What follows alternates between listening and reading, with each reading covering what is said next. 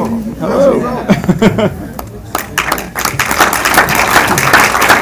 I guess without any further ado, Director John Asher and three-time Academy Award winner Burt Bacharach.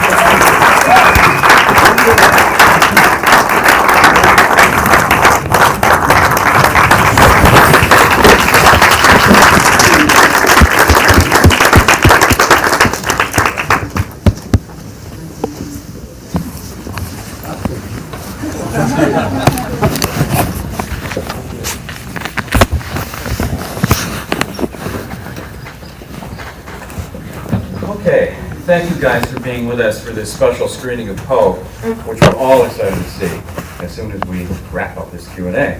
Can I start with you, John, and can you tell us how the project came about and why it was important to you?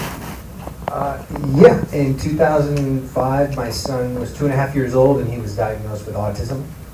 And unfortunately, I was going through a divorce. It's all kind of cataclysmic for me and a rough time in my life. And I was moving in with a roommate for the first time in 20 years. And my roommate happened to be Darby Parker, and he gave me the script called Poe. Fast forward 10 years, I found a brilliant kid in an acting class, Julian, and I found two angels who still to this day want to remain anonymous, but gave me the money to make the movie, which is really cool. And I'm supposing you want to know how I met this guy. That's the next question, yes. Because the story is so good, you have to tell us. luck. It is luck. Luck. Do you want to tell it, or do you? You tell it. Okay. So I was supposed to meet my son at Dave & Buster's in the city in New York, and I got there, and then I called his mom, and she said, no, he's at Dave & Buster's in New Jersey. And I was like, oh my God, the flight's leaving out of LaGuardia, how am I going to do this? So I changed my flight, and boy, am I mad. I mean, I'm mad.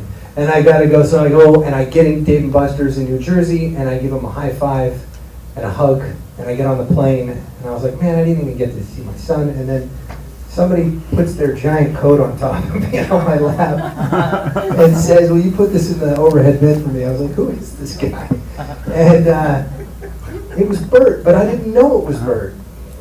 I still don't know that you're Burt. And I was just, and yeah, when we talked on the plane and he talked, he said he was in a band, which I didn't really believe because I was like, what? He's like, yeah, I'm still touring. And then he asked me what I do, and I said, I'm a director. And he said, what's your movie about? And I said, it's about autism. And that was a moment where everything changed. And there was this connection, this magic connection. And he said that his daughter had autism, and Nikki, and he told me her story, and we instantly bonded. And I still didn't know who he was, but he said, I have a library of music. If you want, I'll give you a song for your movie. I didn't understand the brevity of that. So You really learned a lot. yeah, very, very quickly. And then, as old school as you could be, you wrote your name on a napkin and his number on a napkin and handed it to me. And because of my dyslexia, I couldn't pronounce Bacharach. So I didn't know what the hell you used. So I went home and I called my mom and I said, there's this guy I met on a plane. And she said, tell me his name. And she was like, oh my God, you sat next to Burt Bacharach? She was my favorite. I was like, what do you mean your favorite? She's like, go online and look up his music. And of course, then I was like, uh-oh. And I realized what was going on in my world. And a song that Jenny and I used to sing to Evan was Close to You. We used to hum it to him and sing it to him all the time. Yeah. And of course that song figures in the movie. Maybe we should ask Burt to say, at this point, why did you want to get involved with this film? Well, first of all, with Close to You, John wanted to use it. I think you'd already tried it with the song. You had to get permission, because in cases like that, you just can't take a song and just use it free. And tell me what the picture was about. And as you mentioned, it's a very important subject matter to me. And Close to You is a very, very well-known song.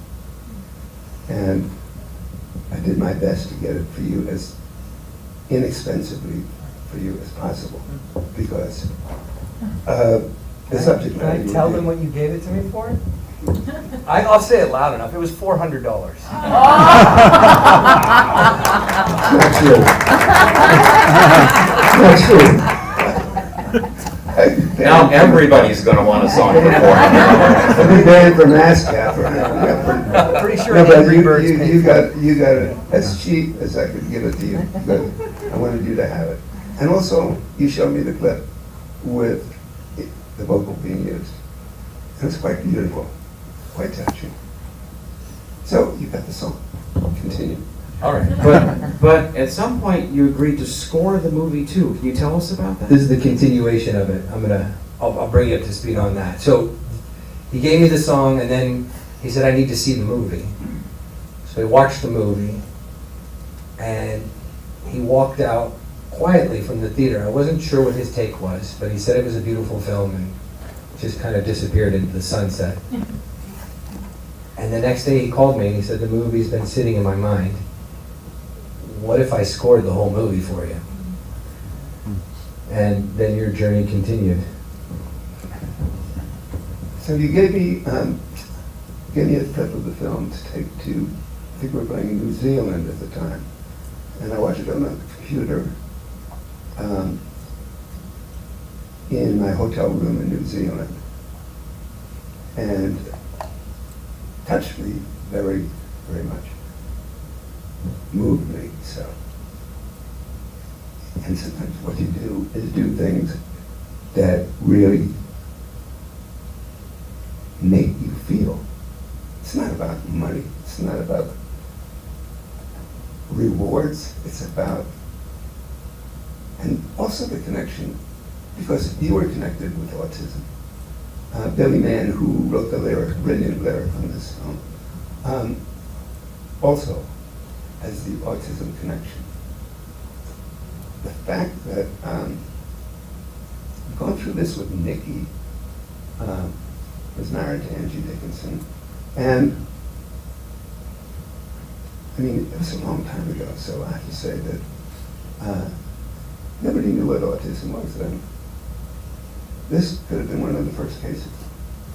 This was an example of you go from one doctor to another doctor, behavioral. Autism hadn't been mentioned as a word. Different therapy, different therapists. Nikki could have gone to a therapist every day of the year for the whole year. Would have made any difference. So it was very challenging to not have really a diagnosis on this. To have Nikki go to a place that I thought, I was married to Carol at the time, so we sent her to the Bowman Wilson Center in Minnesota, and she was miserable. But we still thought we were dealing with adolescent problems, behavioral. And autism had not been mentioned yet. Had to do it over again. I never would have said, yeah, let's try the Bowman Center in Minnesota. So it was very difficult because, you know, you have a connection with your son.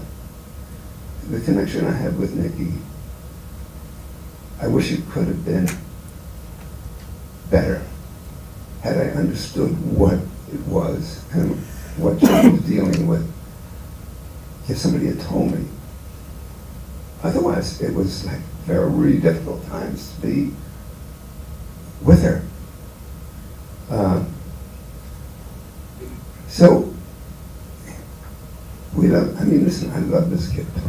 I loved her from the time she was born. She was, I thought, she's premature. She's really too premature to live. So she's born 1 pound, 10 ounces. We're talking about, she'd be 50 now. So, 1 pound, 10 ounces. At that time was, how's she even going to live through the night? Nurses didn't want to name her because they didn't think she'd get through the night. So, she did get through the night. But how much that contributed, I often wondered, to fitting into an autism thing. I don't know. I know that she had all kinds of difficulties.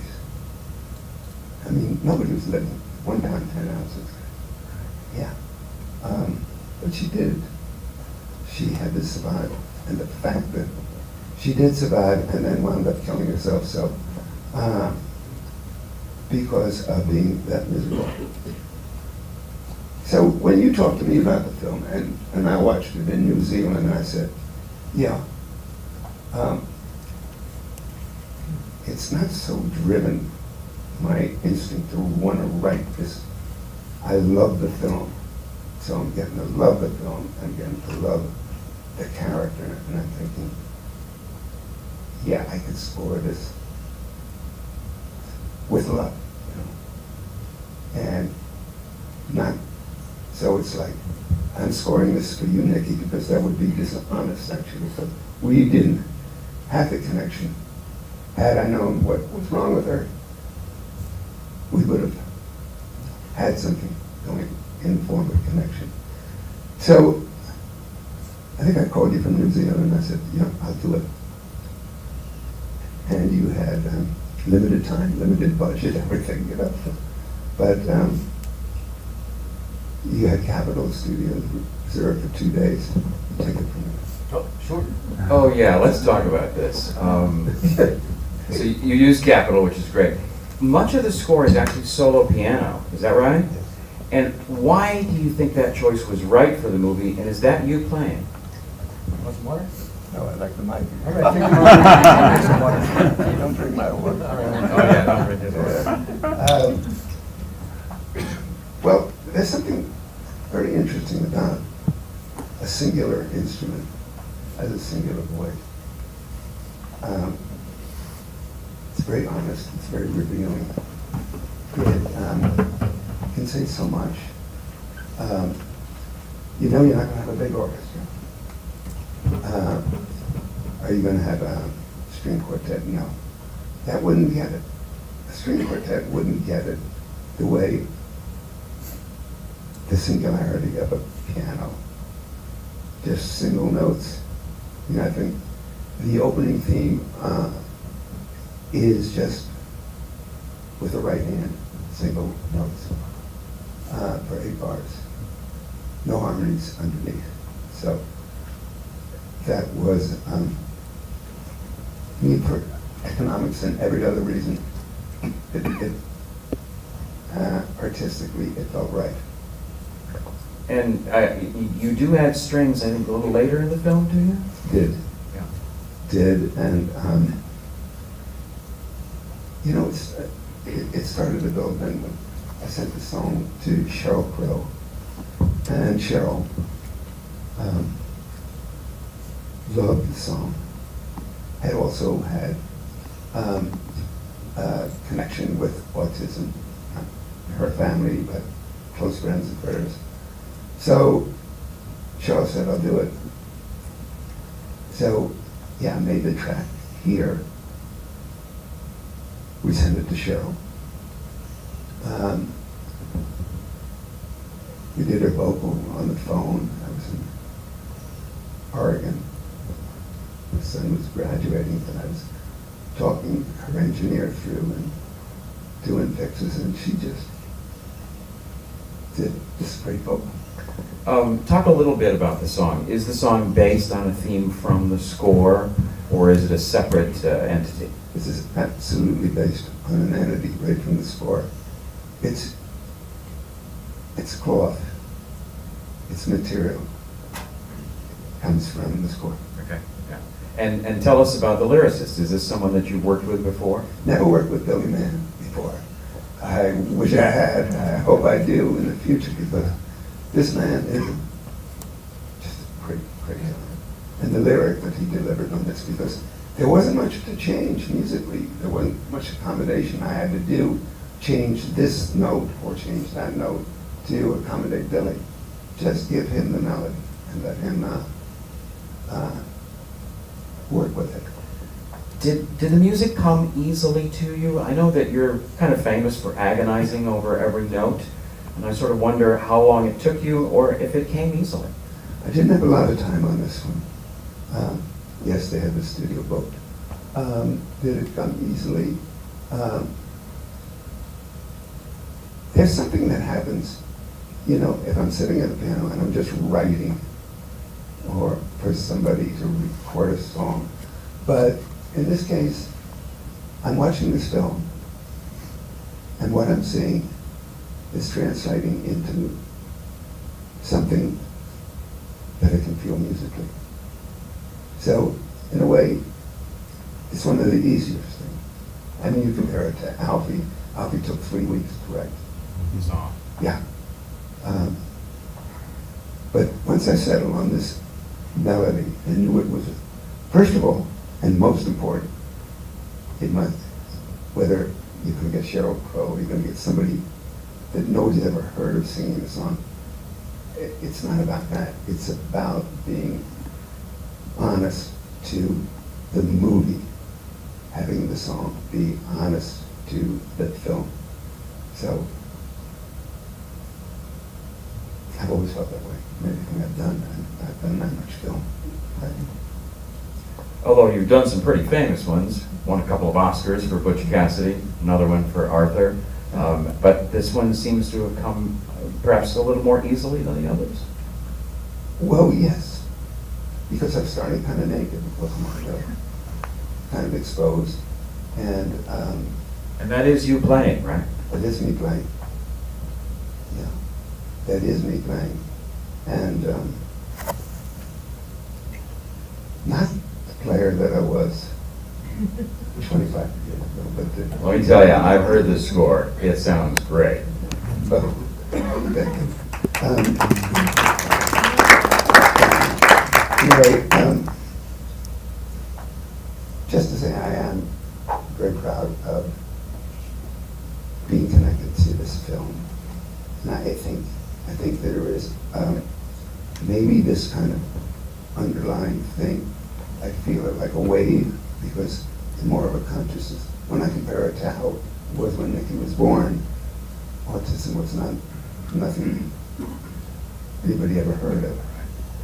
Now, I hear so many cases, and I ponder and wonder: is it the food that we're growing? Is it what is doing this? What is making the percentage rise up so high? So, if nothing else, with the song and with this film, if it can raise the awareness of maybe finding some solutions, because this is a terrible thing, autism, in varying forms. Nicky had Asperger's, which is one of the worst examples. But again, I never knew it was Asperger's until she was 30. That's how long before she was diagnosed. John, can you talk for a second about what you asked Burt to do in terms of what the music had to accomplish in the film? How much did you guys talk about that sort of thing? Or did you feel that you should basically leave it in Burt's hands? I left it in Burt's hands. I thought that was the smart choice. I was just so flattered that the movie had a deep impact on him that he was willing to even consider scoring it. I know he had the film, I think, for a couple months, and just would call me occasionally and say, "What do you think of this?" But I would never say, "Well, change." The word "change" never came out of my mouth. There was only the one. I learned some things. Thank you, by the way. I learned that it's okay. I only said it once because I just didn't know how to musically speak. So there was one thing where I was like, "Can you play it so it's not as intense, and then he would say, you mean softer, with a softer hand. I'd say, oh yeah, like that. There was that was one time. And then there was learn the word dissonance, right? Knowing that a song is not resolved, and then resolve is the other word I learned. Resolve and dissonance. Those are and I learned a lot just about how brilliant he is. I think I'm so used to just hearing good music and you know, even I worked with Joel Goldsmith when I did Diamonds, and he and I collaborated a lot, and Burt just nailed it. You know, it was nothing, everything that came out was so perfect and so brilliant that I didn't, you know, even, we were all blown away in the room. The song though, Dancing with Your Shadow, that's an interesting story, only in the sense that Burt was done for the day. He was like, all right, bye. And I was like, oh wait, I forgot. You know, at the end, the crawl, and he stopped and he goes, all right, what do you want? And I was like, I just need like 2.5 minutes of any kind of music you want for the ending crawl. And out came Close to You. And out came Dancing with Your Shadow. So that, and then at the end of that song, we were both like, you hear lyrics there. And then it evolved into it. So the song really came at the end of the process, and you hadn't really thought about a song until then. Is that right? It was just pure melody, trying to underline and depict what everybody was feeling in this film.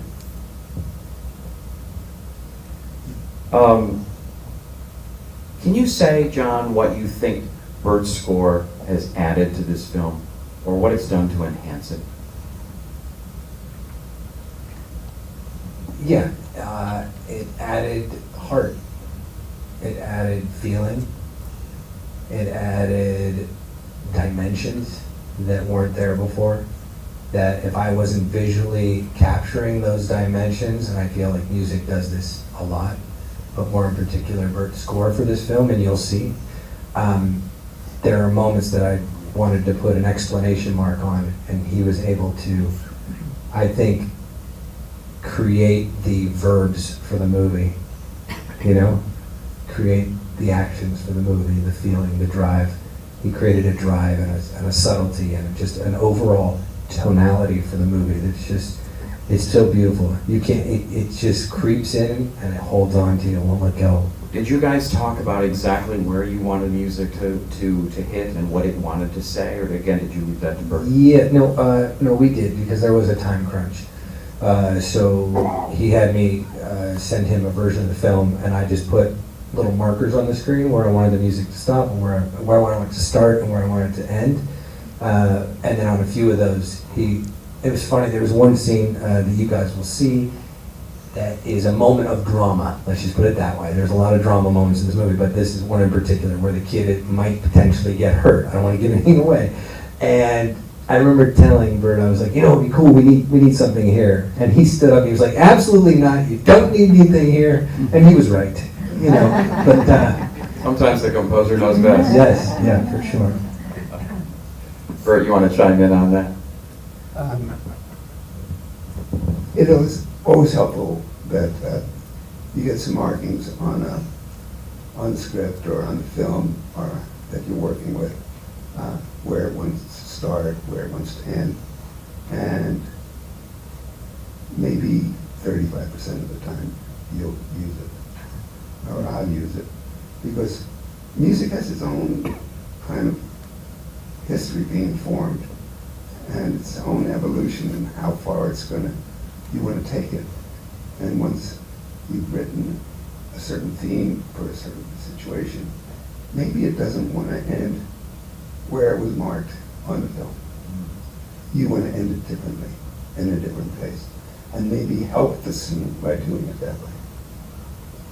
You know, one of the remarkable things I think about your career in the last 20 years is that you have gone from one interesting project to another. You've worked with Elvis Costello and Ronnie Isley and Dr. Dre you did an album with, and now you're back scoring films, but in a very special and intimate way.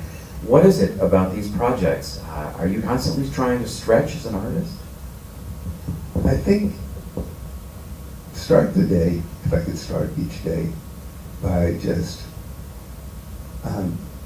sort of getting my fingers wet. I mean, just being connected to music, even if I'm just at the piano and improvise, and not trying to write anything maybe, but just being in touch with my my work. Do I do it every day? No. I mean, I would like to do it every day. Should I make a commitment to all of you that you're all here, I'm going to try to do it every day. Okay? I need to. Need to get these fingers working again, too. You know? So, yeah, I'm going to try to. Could I ask both of you to say, what is your hope for this film? My hope for this film is, back to the awareness that may be raised by the recognition of autism and the knowledge that maybe can be taken from what may be pursued in investigating why. Is it the food? I mean, I always thought we're cutting our wheat too soon. Is it the wheat? Is it the GMOs? I mean, I don't know. So my hope is, yes, that something can be done, an awareness. My hope for the film, it's a beauty. It deserves to be seen. Beautiful performances. You did a great job, John. Thank you. Or I would not have done it. That's the truth. John, how about you? What's your hope for this film in the long run? Well, I didn't make the movie for families that have children with autism. I didn't make it for them to come and watch. I made it for people that don't have autism in their life to watch. This is to educate you. This is to bring you into our world so that you understand what we go through on a daily basis. And so you also have a sense of love. When you see an autistic child, when you see somebody doing something that's so socially inappropriate, staring off into space or not giving you eye contact, chances are there's some kind of autism running through them, something in the spectrum. And to kind of embrace them, because they don't want you to look at them weirdly. Nobody wants to be looked at weirdly. All of you guys are snowflakes. You're all different. So just like the kids with autism, I just want people to be able to see what this world of autism is, and I hope the movie brings that to life for you in a positive, uplifting way. Okay, so we have time for a few minutes for questions from the audience. Who has a question for Burt or John? Right here. Hi, so you wrote this piece right at the end of the day, at the 2.5 minutes at the end, and then you took it and had a lyric written? No. Not quite right. John wanted some music at the end as a trailer for music going out. This was a theme that already had been used right from the first piece of music that you will hear in the film. First time you see Poe, and the first time you see anybody. It's a very single note piano playing. That's the same theme. What was used at the end was an expansion of that. And then you went and included the song version with Cheryl in the film? Much later, First you have to get what works for the movie. And it's always what works for the movie more important than, are we going to get this singer's hot, this singer's cold, Do what's right for the piece of work that you're doing. Okay, yes. Mr. Bacharach, have you seen the whole movie scored? And if so, is there one singular moment or scene where you think the music completely aligns with the moment or scene? That's a hard one, too. John's done some work on the film since before the summer. I've been in Europe during the summer on tour, so Um, I have not seen the most recent version. I trust John that he didn't butcher my music. Yes, in the back. I just want to say thank you for all the beautiful music that you made. And thank you. Thank you. I have one question. So when you first did, like, say, the older movies, and you were working with Synthy, and now it's all digital, and does that affect you in any way? Is it a shorter process? Geez, when you started, you were using a Moviola, I think, weren't you? Yeah, I actually changed reels. First picture I did was What's New Pussycat, yeah. Wow. And you want an example of my functioning as a composer, connecting to aligning what that music is going to be with the character that I'm writing for. You could take What's New Pussycat as an example, because Peter Sellers' character was, I think, Dr. Fassbender, and he played this crazy man, And so when I got into what that could be musically, that became a very jagged, kind of almost waltz-like, with very weird chords. When Tom Jones heard the song after the lyrics were put up, he didn't want any part of it. It was too weird for him. Gordon Mills, his manager, had to talk him into it, or we never would have gotten Tom. So, and Tom was very happy he did it, because he had a huge hit. But it's not about the hit. It's about, did that song, did that music, even before Hal came up with lyrics, it had to be melodically right to align with that character. Charlie Feldman is the producer, and he fell in love with the theme, so he started to take all these other themes of mine, which I thought were pretty good, and ditch them and replace them with this theme. So, but it's the same. I believe in this. I don't believe somebody gives you a script and you say, okay, I'm going to write this theme because I can see how it will work for this character. Okay, like Ursula Andress in Casino Royale. That account was reel to reel, so I was married to Angie at the time. Angie's asleep in the next room. Now I'm watching this one scene where Ursula is just about naked, and she is so sexual, so sensual. And I keep watching it, and out of that came The Look of Love. Melody, no lyric, with the saxophone, and with a kind of very kind of comfortable, resilient groove to it. And that became Ursula's theme. Ursula never knew that it was written that way, and Hal put lyrics on it, The Look of Love. And then it became a hit. I mean, see how things happen. Wow, amazing. Time for two more questions, yes? Well, I don't know, maybe this isn't so much a question as a comment, and it's sort of in line with what you were just saying. In preparation for coming down, we were listening to your greatest hits in the car. And, we're so familiar with your music, of course. But, you listen to it, and it's so avant-garde. It really is. And I don't know, because I'm listening to this music, and it's popular music. It is, and it's so iconic. And just, how do you do that? How do you take a melody and make it so interesting and unique and out there on a note that I'm like, I never would have thought of that note in a million years, but it works. Well, I don't know how that's done, but I do know that what you just said makes me feel very good. Time for one more question. In the back. Bert, it would be unpatriotic of me not to ask, did you enjoy your visit to New Zealand and get a taste of I did enjoy it. I did enjoy particularly the last concert in New Zealand, which was, they had kind of fixed up that arena, in Auckland, and it sounds much better. And the crowd was great, and I loved it.